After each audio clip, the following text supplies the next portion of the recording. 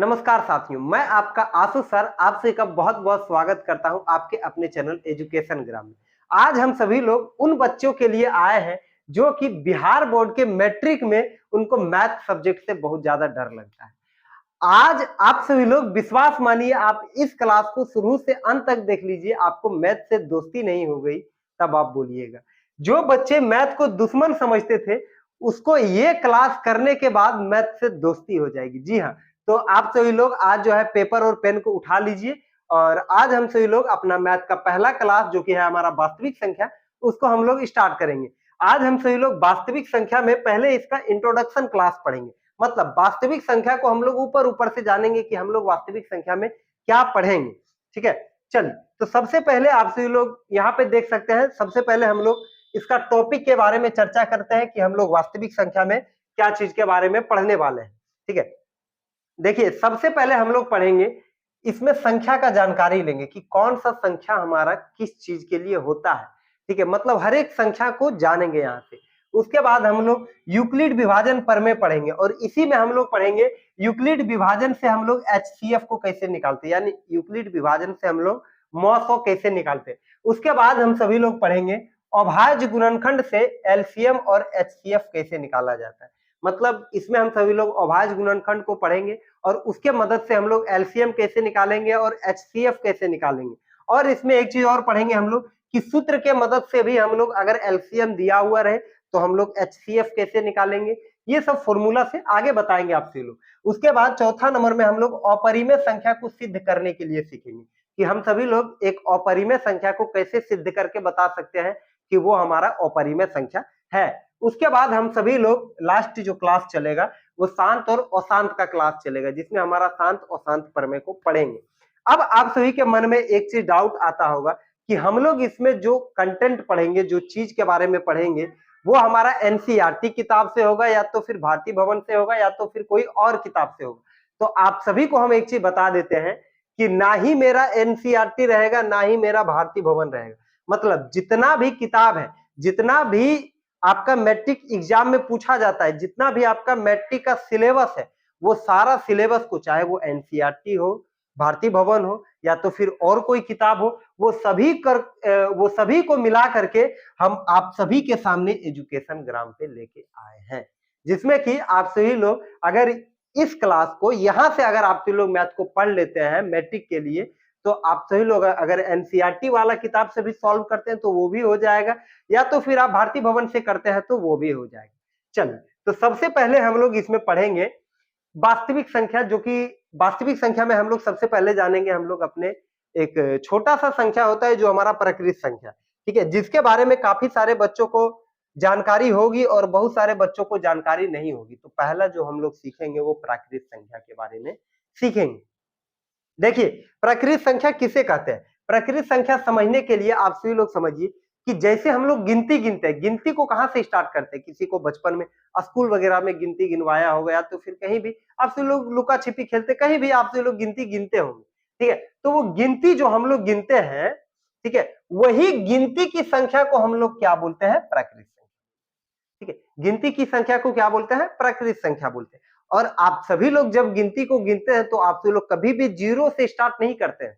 आप सभी लोग गिनती को कहां से स्टार्ट करते हैं, एक से। मतलब प्रकृत संख्या मेरा एक से स्टार्ट होता है और अनंत तक जाता है।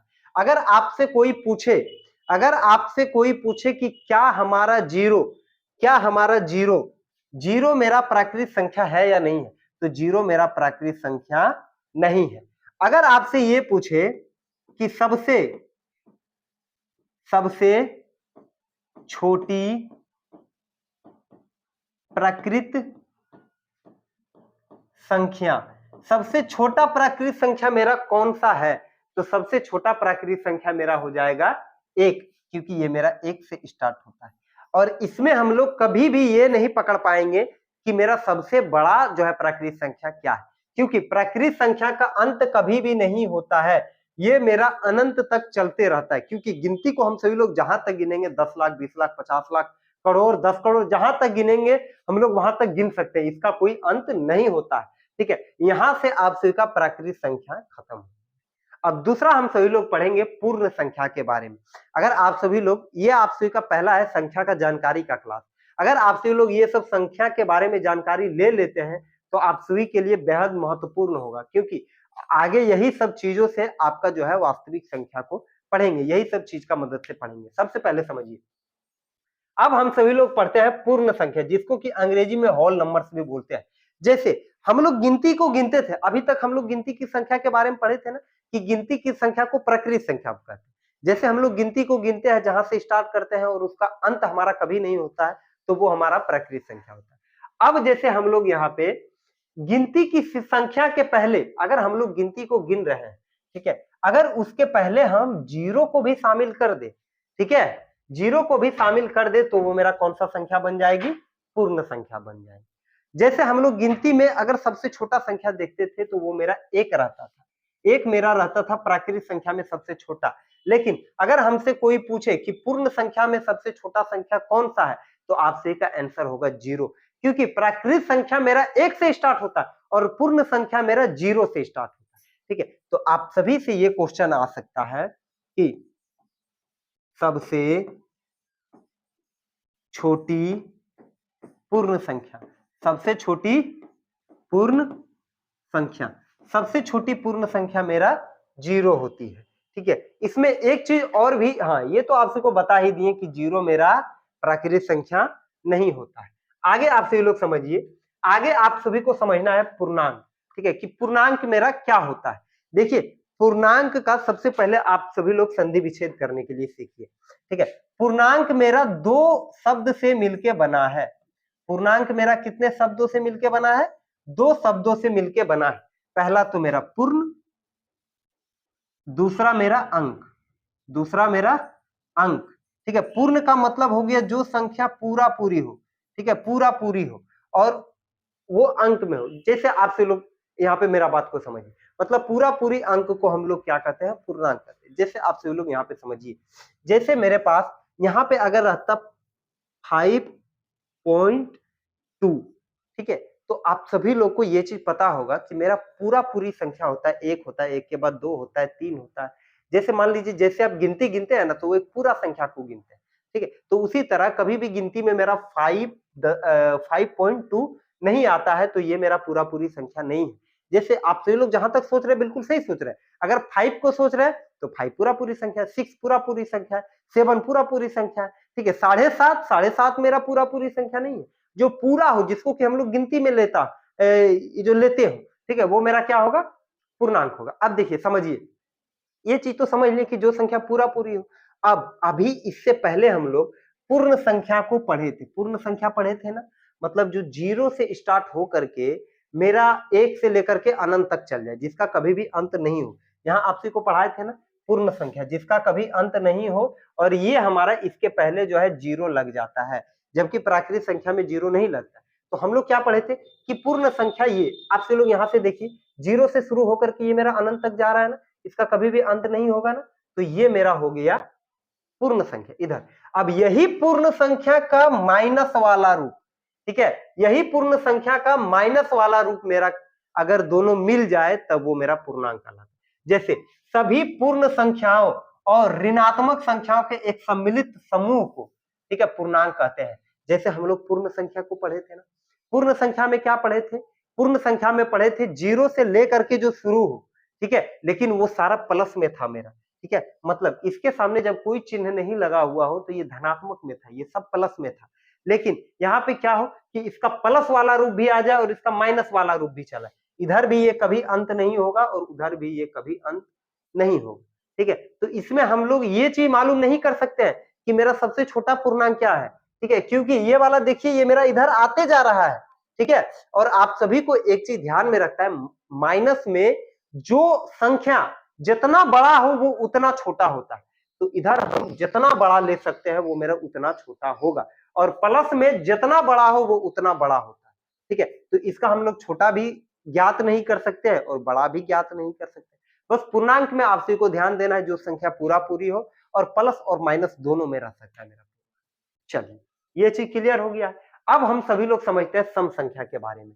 ठीक है। अभी आप सभी को बिल्कुल मान के चलिए तो बिल्कुल बच्चा वाला पढ़ाई दे रहे हैं, ये सब में आप सभी को कोई दिक्कत होना ही नहीं चाहिए, क्योंकि सम संख्या विषम संख्या हर एक बच्चा जो है बहुत पहले ही पढ़ लिया होता है। अब हम लोग समझेंगे सम संख्या के बारे में।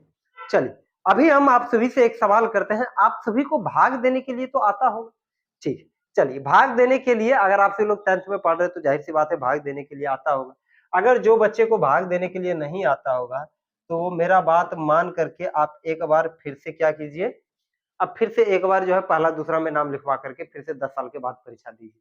क्योंकि अगर आप 10th में पढ़ रहे हैं और आपको भाग देने के लिए नहीं आ रहा है तो ये काफी शर्म की बात है। अब देखिए, समझिए यहाँ पे, अगर मेरे सामने यहाँ पे एक संख्या है, ठीक है, हम लोग यहाँ पे सीख रहे हैं कि सम संख्या किसे कहते हैं, ठीक है। तो सम संख्या में आप सभी लोग सबसे पहले एक चीज बिल्कुल छोटा सा तरीका बताते हैं, जिस संख्या का लास्ट में 0, 2, 4, 6, 8 आ जाए वो संख्या मेरा सम संख्या कहलाएगा, क्योंकि ये सारा संख्या मेरा 2 से विभाजित हो जाता है। जैसे हम एक संख्या ले लेते हैं 9, 8, 6, 5, 4, इसका लास्ट में क्या है 4, देखिए 4 मेरा यहाँ पे मिल रहा है ना, ठीक है, 4 मेरा वहां पे मिल रहा है। अब आप इसमें 2 से भाग दीजिएगा तो ये 2 से पूरा पूरी विभाजित हो जाएगा, मतलब ये संख्या मेरा सम संख्या है। जैसे 2 में 2 से भाग लगेगा या नहीं लगेगा, लगेगा, मतलब ये मेरा सम संख्या है। 4 मेरा सम संख्या, 6 मेरा सम संख्या, 8 ये सब में मेरा 2 से भाग लग जाएगा, मतलब ये सब मेरा क्या है, एक सम संख्या है। यहां तक तो आप सभी को कुछ दिक्कत नहीं हुआ होगा, ठीक है।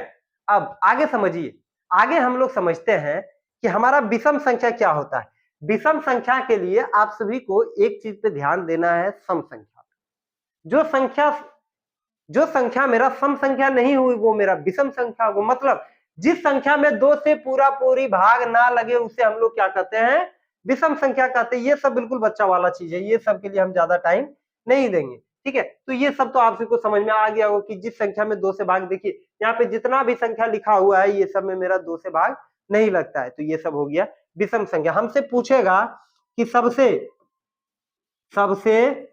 छोटी सम संख्या, सबसे छोटी सम संख्या, तो सबसे छोटी सम संख्या मेरा हो जाएगा 1, ठीक है। सबसे छोटी सम संख्या 1, क्योंकि इसमें मेरा भाग नहीं लगता है 2 से। उसके बाद हमसे पूछेगा सबसे छोटी, ठीक है, सबसे छोटी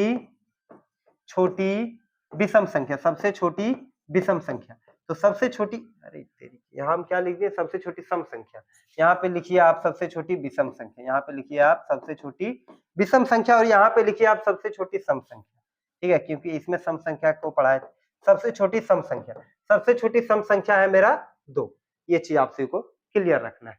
उसके बाद आप सभी लोग आगे देखिए, समझ। तो अब हम लोग अभाज्य संख्या के बारे में पढ़ेंगे। मेरा अभाज्य संख्या क्या होता है। अभाज्य संख्या को सीखने से पहले आप सभी को गुणनखंड को जानना होगा। वैसे बच्चे जो गुणनखंड नहीं जानते हैं, मैं आप सभी को बता देता हूं। गुणनखंड होता है कि किसी संख्या में किस किस संख्या से भाग लगे। जैसे मैं यहाँ पे कुछ नंबर लिख रहा हूं, 1, 2, 3, 4, 5, 6, 7, 8, 9, 10, ठीक है।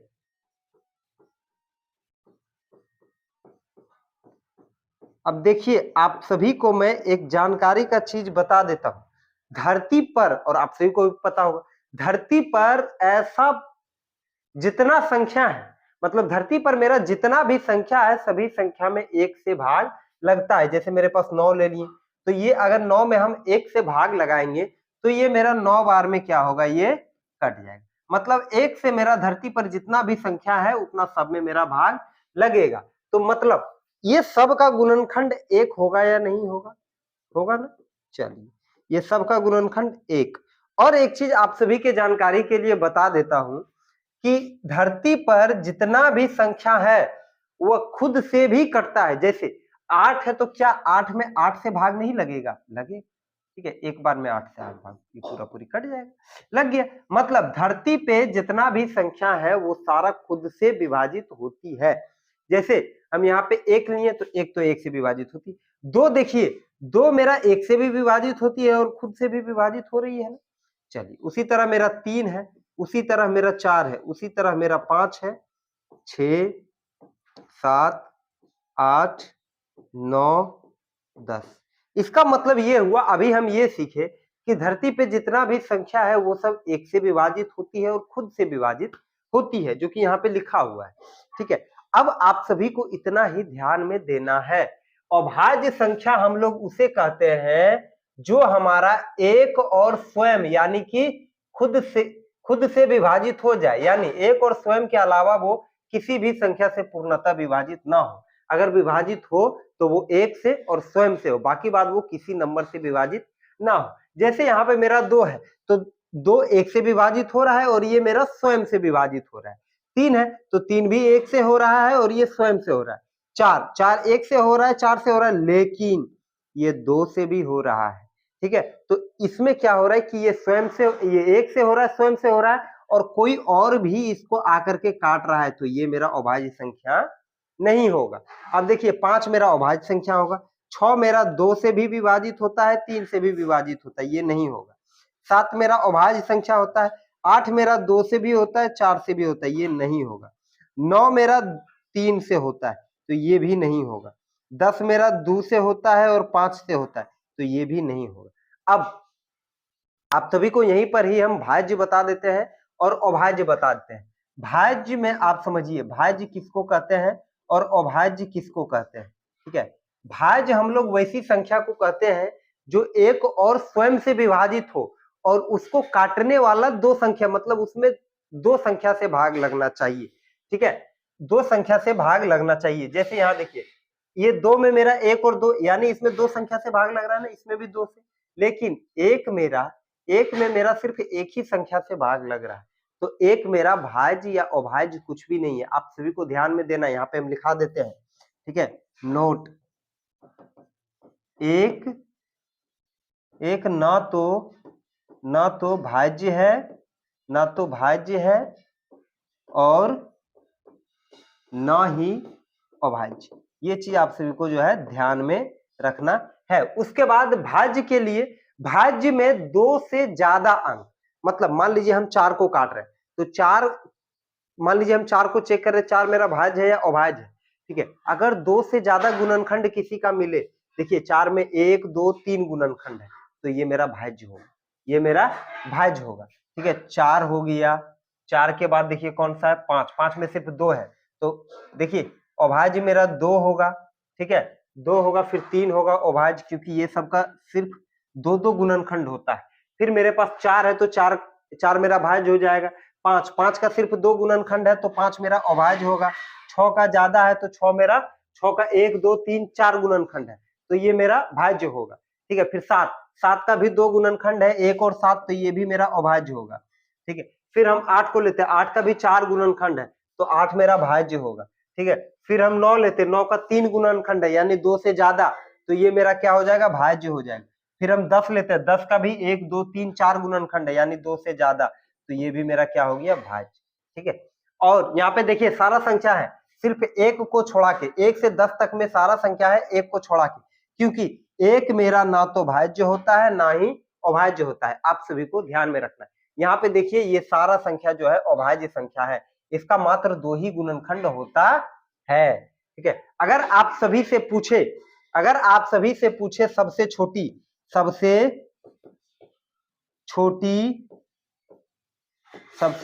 अभाज्य संख्या, तो सबसे छोटी अभाज्य संख्या मेरा 2 होता है। ठीक है, और अगर आपसे पूछे सबसे बड़ी अभाज्य संख्या, तो सबसे बड़ी अभाज्य संख्या मेरा अनंत तक जा सकता है। सबसे बड़ी अभाज्य संख्या मेरा अनंत तक जा सकता है, इसका कोई भी अंत नहीं होता है। आप सभी को एक चीज और बता देते, जितना भी आप अभाज्य संख्या देखिएगा, किसी में मेरा 2 से भाग नहीं लगेगा, मतलब सारा अभाज्य संख्या क्या है, मेरा विषम संख्या है। लेकिन एकमात्र अभाज्य संख्या 2 है जो क्या है, सम अभाज्य है। ये सम होते हुए अभाज्य है। ठीक है, इसीलिए 2 को हम लोग सम अभाज्य भी कहते हैं। धरती पर एकमात्र ऐसा अभाज्य संख्या है जो अभाज्य भी है और प्लस में सम भी है। ठीक है, अब देखिए आगे हम लोग समझते हैं भाज्य संख्या के बारे में, जो कि आप सबको यहीं पे बता दिए कि 2 से ज्यादा गुणनखंड जिसका, हाँ पहले आप सभी लोग इस पे थोड़ा सा ध्यान दे लीजिए। ठीक है, इस पे आप सभी को क्या ध्यान देना है, यहाँ पे आप सभी लोग देख सकते हैं मेरे सामने 1 से लेकर के 1000 के बीच में जितना अभाज्य संख्या है उतना लिखा हुआ है। आप सभी लोग कम से कम यहां से लेकर के ठीक है, कम से कम 100 तक, यानी यहां तक आपको याद रहना चाहिए कि 1 से 100 तक में कितना अभाज्य संख्या है और कौन कौन सा अभाज्य संख्या, ये आप सभी लोग याद कर लीजिएगा, इसको आप सभी लोग नोट कर सकते हैं। ठीक है, अब एक चीज और आप सभी को याद करना है जो कि हम यहाँ पे दे दिए हैं। ठीक है, आपको याद क्या करना है, ये मेरा 1 से लेकर के 100 तक जो है सबका स्क्वायर, जैसे 1 का स्क्वायर 1 होता है, 2 का स्क्वायर 4 होता है, 3 का स्क्वायर 9 होता है, 4 का स्क्वायर 16 होता है, ये आप सभी को याद करना है। ठीक है, अब देखिए स्क्वायर का एक चीज और है, जैसे हमसे पूछे कि 2 का स्क्वायर क्या होता है, 4 होता है। अगर हमसे क्वेश्चन ये चलाता है कि रूट अंडर 4 का, जो कि हम आगे पढ़ेंगे, रूट अंडर 4 का वैल्यू क्या होता है, तो हम सभी लोग अपना दिमाग में ये चलाएंगे कि 4 मेरा किसका स्क्वायर है, 4 मेरा किसका स्क्वायर है, 2 का स्क्वायर है ना, तो रूट अंडर 4 का वैल्यू मेरा 2 होगा। इसलिए आपको ये याद करना जरूरी है।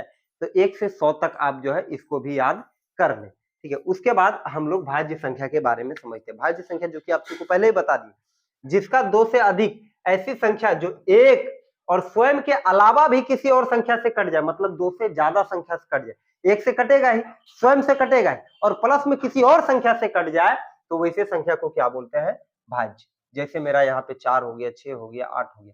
अगर हमसे पूछा जाए कि सबसे छोटी मेरा भाज्य संख्या क्या है, तो सबसे छोटी भाज्य संख्या मेरा 4। ठीक है, इतना चीज आप सभी को ध्यान में रखना है। चलिए, अब आगे जो यहाँ से मोस्ट इंपॉर्टेंट मेरा होता है, ये होता है हमारा परिमेय और अपरिमेय संख्या। तो पहले हम सभी लोग परिमेय संख्या के बारे में सीखेंगे, उसके बाद हम सभी लोग क्या करेंगे, पहले परिमेय संख्या के बारे में सीखेंगे, उसके बाद हम सभी लोग अपरिमेय संख्या के बारे में सीखेंगे। देखिए परिमेय संख्या मेरा क्या होता है, वैसा संख्या जिसको P बटे Q के रूप में लिखा जा सके। ठीक है, अब ये P क्या होता है, Q क्या होता है, इसके बारे में थोड़ा समझते हैं। देखिए इसको समझने का सबसे आसान तरीका, जहां P क्या हो, जहां P मेरा पूर्णांक हो, जो कि आप सभी को हम इसीलिए पहले बता दिए थे, पूर्णांक का मतलब कोई पूरा पूरी अंक हो, क्या हो, कोई पूरा पूरी अंक होना चाहिए। जहां P मेरा पूर्णांक होना चाहिए और Q भी मेरा पूर्णांक होना चाहिए। ठीक है, अब पूर्णांक तो मेरा, देखिए आप सभी को पूर्णांक हम यहीं पे पढ़ा दिए, आप सभी लोग यहाँ पे देख सकते हैं, पूर्णांक पूर्णांक पूर्णांक देख सकते हैं। ये जो पूर्णांक पढ़ाए थे ना, यही पूर्णांक का चर्चा कर रहे हैं। तो पूर्णांक मेरा माइनस में भी हो सकता है, प्लस में भी हो सकता है। ठीक है, तो आप सभी को यहाँ पे ध्यान देना है। ठीक है, कि परिमेय संख्या मेरा बटे के रूप में रह सकता है ये, और ऊपर वाला भी पूरा पूरी अंक हो और नीचे वाला भी पूरा पूरी अंक हो, माइनस में रहे प्लस में रहे कोई दिक्कत नहीं है, लेकिन वो मेरा पूर्णांक रहना चाहिए। ठीक है, लेकिन नीचे में क्या है, नीचे में पूर्णांक हो लेकिन जीरो नहीं आना चाहिए नीचे में, क्योंकि जीरो भी पूर्णांक है। ठीक है, तो जीरो को छोड़ के सारा पूर्णांक आ जाए नीचे में, कोई दिक्कत नहीं है, ऊपर में भी पूर्णांक चला है, वैसी संख्या को परिमेय संख्या कहते हैं। जैसे हम लोग लेते हैं एक संख्या 6/7, ये देखिए ऊपर वाला भी पूर्णांक है ना। ठीक है, ये आप सभी लोग यहाँ पे देख सकते हैं, ये हमारा ऊपर वाला भी पूर्णांक है ना और नीचे वाला भी पूर्णांक है। ये मेरा क्या हो गया, क्योंकि ऊपर वाला भी पूर्णांक में आता है और नीचे वाला भी पूरा पूरी अंक है, तो ये मेरा परिमेय संख्या। अगर ये मेरा 7 के जगह पे अगर हम माइनस भी दे दें, फिर भी ये मेरा पूर्णांक रहेगा, क्योंकि हम पूर्णांक में पढ़े थे, पूर्णांक में हम यहाँ पे पढ़े थे कि पूर्णांक मेरा माइनस में भी रह सकता है, प्लस में भी रह सकता है, बस संख्या पूरा पूरी रहना चाहिए। ठीक है, तो ऊपर नीचे कहीं पर भी माइनस प्लस रहे, अगर मेरा यहाँ पर भी माइनस लगा हुआ रहता तो हमको कोई दिक्कत नहीं था। ठीक है, तो ये मेरा पूर्णांक, आगे समझ। अब देखिए एक चीज और हम क्या सीखेंगे, जैसे हम लोग ले लेते हैं एक संख्या, यहाँ पे हम ले लिए एक संख्या, कोई अपना मन से ले लेते हैं हम 3.5, 3.5, तो ये मेरा परिमेय है या अपरिमेय है, पहले हम लोग इसके बारे में चर्चा करेंगे। ठीक है, तो पहले आप सभी लोग देख सकते हैं ये मेरा पूरा पूरी संख्या नहीं है, तो हम लोग ऐसे देख करके नहीं छोड़ देंगे कि ये मेरा, जब पूरा पूरी संख्या नहीं है तो ये मेरा अपरिमेय होगा, ऐसे देख के नहीं छोड़ना। आपको क्या करना है, पहले इसको सॉल्व करने का कोशिश करना है। आप सभी को पता रहता है कि जिस संख्या के नीचे में कुछ नहीं रहता है, उस संख्या के नीचे में क्या रहता है, एक, जैसा कि आपको यहाँ पे दिख रहा है। ठीक है, अब हम लोग दशमलव को हटाएंगे तो दशमलव के बाद कितना अंक, एक अंक है, तो ये एक अंक के बदले हम क्या देंगे, जीरो देंगे, एक जीरो देंगे, तो ये मेरा कितना बन गया, 35/0, 35/0, इसको और काट लेते हैं। वैसे मेरा यहीं से पता चल गया, क्योंकि 35 भी मेरा गिनती में आता है, देखिए यही बनाना, 35/10, 35 भी एक पूर्णांक है और 10 भी एक पूर्णांक है। ठीक है, तो हम ये कह सकते हैं कि मेरा जो पहले वाला संख्या था 3.5 ये मेरा परिमेय है, क्योंकि इसको हल करने के बाद 35/10 आता है। इसको अभी आप और काट सकते हैं। ठीक है, इसको 5 से काटेंगे तो ये 7 आएगा, इसको 5 से काटेंगे 2, ये 7/2 आए। ठीक है, तो ये भी पूर्णांक है, ये भी पूर्णांक है, मतलब 3.5 मेरा क्या होगा, 3.5 मेरा क्या होगा, एक परिमेय संख्या होगा। हम लोग सिर्फ संख्या को देख करके नहीं बता देंगे ये परिमेय है या अपरिमेय, पहले उसको हल करने का कोशिश करेंगे।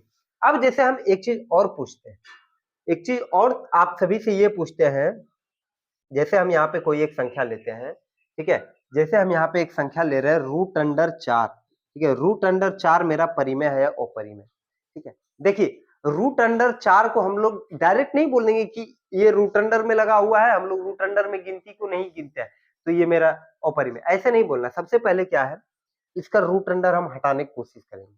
√4 का रूट अंडर हटता है तो आता है 2, बटे में कुछ नहीं है तो 1, ऊपर वाला भी पूर्णांक नीचे वाला भी पूर्णांक, यही बताए थे ना, ऊपर वाला भी पूर्णांक नीचे वाला भी पूर्णांक, मतलब ये मेरा कौन सा संख्या है, परिमेय संख्या है। √4 मेरा कौन सा संख्या है, परिमेय संख्या। इसके बाद हम लोग एक चीज पर और चर्चा करते हैं, जो आगे आप सभी को शांत और अशांत पढ़ाएंगे।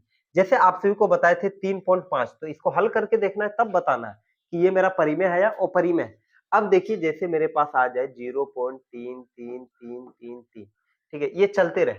ठीक है, तो इसको तो हम लोग बटे में अभी नहीं ला सकते, इसको भी बटे में लाने के लिए सीखेंगे। आगे आप सभी को बताएंगे कि इसको भी हम फ्रैक्शन में कैसे ला सकते हैं। ठीक है, लेकिन अभी तो हम इसको नहीं जान रहे हैं। ठीक है, तो ये मेरा परिमेय होगा या अपरिमेय। ठीक है, जब देखिए कोई संख्या रिपीट करता है, मान लीजिए इसमें बार बार क्या रिपीट कर रहा है, 3 कर रहा है ना, तो 3 के ऊपर हम बार लगा देते हैं। बार का मतलब होता है आवर्त। ठीक है, तो इसको हम लोग बोलते हैं अशांत। ये तो शांत नहीं बैठेगा, ये तो चलते रहेगा ना, तो इसको हम अशांत बोलेंगे। तो ये अशांत और ऊपर में बार लगा हुआ है, आवर्त लगा हुआ है, इसका मतलब ये अशांत आवर्त हुआ, अशांत आवर्ती इसको बोलेंगे। आगे समझ में। और जिसके ऊपर भी बार लगा हुआ रहे, ठीक है, जिसके ऊपर भी बार लगा हुआ रहे, वो भी मेरा परिमेय संख्या होता है। अभी तक हम लोग क्या सीखे कि जो मेरा बटे के रूप में रहे वो मेरा परिमेय संख्या, ये बटे के रूप में है ना, ये सब परिमेय संख्या। जो रूट अंडर में रहे और उसका हल निकल जाए वो भी मेरा परिमेय संख्या। ठीक है, और जो संख्या बार बार रिपीट करे तो उसके ऊपर हम बार लगा करके उसको हम परिमेय संख्या बोल सकते हैं, क्योंकि इसको भी लास्ट में हम हल करेंगे तो ये भी मेरा फ्रैक्शन के रूप में ही आएगा। तो आप सभी को यहाँ पे समझ में आ गया कि मेरा परिमेय संख्या p/q के रूप में लिखा जाता है जहां मेरा q 0 नहीं होता है। ठीक है, अब देखो दशमलव प्रसार में जो शांत हो जाए, जैसे यहाँ पे 3.5 है, 3.5 के बाद कोई अंक रिपीट नहीं कर रहा है, ना ये बार बार कुछ आ रहा है, तो ये मेरा शांत हो गया। अब शांत वाला को आप सभी को सिद्ध करके बताया ही थे कि ये मेरा परिमेय संख्या होगा। ठीक है, उसके बाद ये तो शांत दशमलव प्रसार बता दिए, अभी आगे और इसको डीपली समझाएंगे जब शांत और अशांत पढ़ेंगे। ठीक है, उसके बाद अशांत आवर्ती। ठीक है, अब कोई मेरा दशमलव में हो और वो शांत ना रहे, अशांत रहे, लेकिन उसके ऊपर आवर्त लगा हुआ रहे, तो वो संख्या मेरा परिमेय हुई। ठीक है, चलिए परिमेय के बारे में तो बता दिए हैं सर जी, अब हमको ये बताइए कि अपरिमेय कौन कौन सा संख्या होता है। अपरिमेय वैसा संख्या होता है जिसको p/q के रूप में नहीं लिखा जा सकता। p/q के रूप में, p/q का मतलब क्या, ऊपर भी पूर्णांक नीचे भी पूर्णांक के रूप में हम लोग नहीं लिखते हैं। ठीक है, जिसको p/q के रूप में हम लोग नहीं लिखते हैं, मतलब ऊपर पूर्णांक या नीचे पूर्णांक, मतलब या तो ऊपर में कुछ आ जाएगा या तो मतलब ऊपर में या तो पूर्णांक नहीं आएगा या तो नीचे में पूर्णांक। जैसे आपको यहां समझाते हैं, मेरा √2 है। ठीक है, अब ये √2 का हल निकलेगा, नहीं निकलेगा, बटे में कुछ नहीं है तो 1। चलिए नीचे में तो मेरा पूर्णांक चला है, नीचे में मेरा सही है, लेकिन ऊपर में मेरा पूर्णांक आया, ऊपर वाला का हल निकल रहा है, नहीं निकल रहा, तो ये तो मेरा पूर्णांक नहीं है। ठीक है, जब ऊपर या नीचे में कोई सा परिमेय होने के लिए ऊपर नीचे दोनों पूर्णांक रहना चाहिए, लेकिन ये तो मेरा पूर्णांक नहीं है, √2 का हल भी नहीं निकल रहा है। ठीक है, तो ऐसे कंडीशन में ये मेरा क्या होगा, अपरिमेय होगा, अपरिमेय होगा। क्या समझ में। चलिए उसी तरह हमारा √3 का भी हल नहीं निकलता। और एक चीज जो आप सभी के लिए मोस्ट इंपॉर्टेंट है, आप सभी को दिमाग में रखना है, पाई मेरा अपरिमेय संख्या होता है। ठीक है, पाई मेरा क्या होता है, एक अपरिमेय, लेकिन पाई का एक वैल्यू होता है 22/7। ठीक है, ये मेरा परिमेय होता है। ठीक है, पाई का एक वैल्यू होता है जो होता है 22/7, वो परिमेय होता है, लेकिन पाई मेरा अपरिमेय होता है। ठीक है, इस चीज के बारे में भी आगे बताएंगे। अब देखिए मेरे पास एक संख्या है, 0.10101000 ठीक है, ऐसे करते करते आप लोग इसमें बता सकते हैं कि कोई एक संख्या मेरा रिपीट कर रहा है? नहीं बता सकते, क्योंकि एक के बाद एक जीरो आया, फिर दो के बाद दो जीरो, कोई एक जैसा संख्या रिपीट नहीं कर रहा है। जैसे मेरा इसमें संख्या रिपीट कर रहा था, तीन तीन तीन तीन रिपीट कर रहा था, उसी तरह इसमें कोई संख्या रिपीट करता है, या तो एक करता है, या तो जीरो करता है, या तो 10 आते रहता, लेकिन नहीं आ रहा है। 10 आ रहा है, 100 आ रहा है, फिर 1000 आ रहा है, ऐसा संख्या आ रहा है। तो एक जैसा संख्या मेरे पास रिपीट नहीं कर रहा है।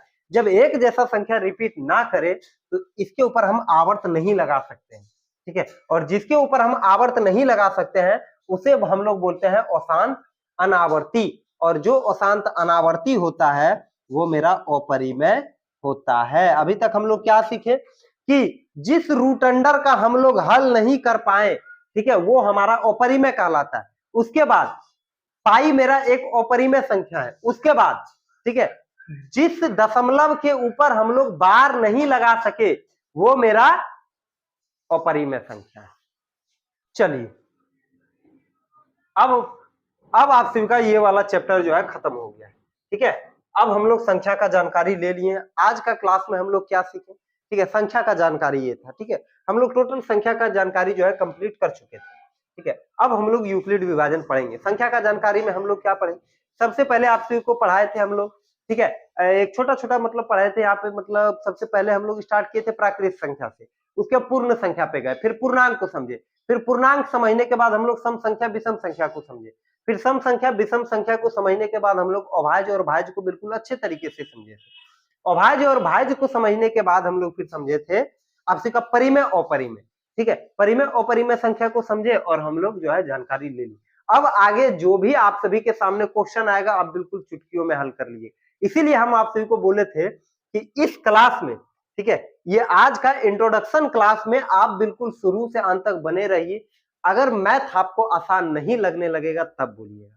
और धन्यवाद, आपने जो इतना समय दिया इस मैथ को समझने के लिए, और आप जैसे विद्यार्थियों को हमको मौका मिला है कि जो मैथ को अपना दुश्मन समझ बैठे थे उनको हम अपना जो है अपना दोस्त समझ करके मैथ को भी दोस्त जो है बना रहे हैं। धन्यवाद आप सभी का, ठीक है। चलिए, तो अब मिलते हैं हम लोग डे 2 में। ये था डे 1 जिसमें हम लोग इंट्रोडक्शन क्लास किए थे। अब आगे से हम लोग जो है अपना, ठीक है, वास्तविक संख्या का क्लास जारी रखेंगे। इसमें इंट्रोडक्शन क्लास ले लिए हैं, अब आगे हम लोग यूक्लिड विभाजन प्रमेय पढ़ेंगे, ठीक है। और फिर से आप सभी को बता देते हैं, हम कोई स्पेसिफिक किताब के लिए हम नहीं पढ़ा रहे हैं, ठीक है। हम जो भी पढ़ाएंगे वो आप हर एक किताब से मिला सकते हैं, आपको जो है हर एक किताब का क्वेश्चन वगैरह सॉल्व हो जाए।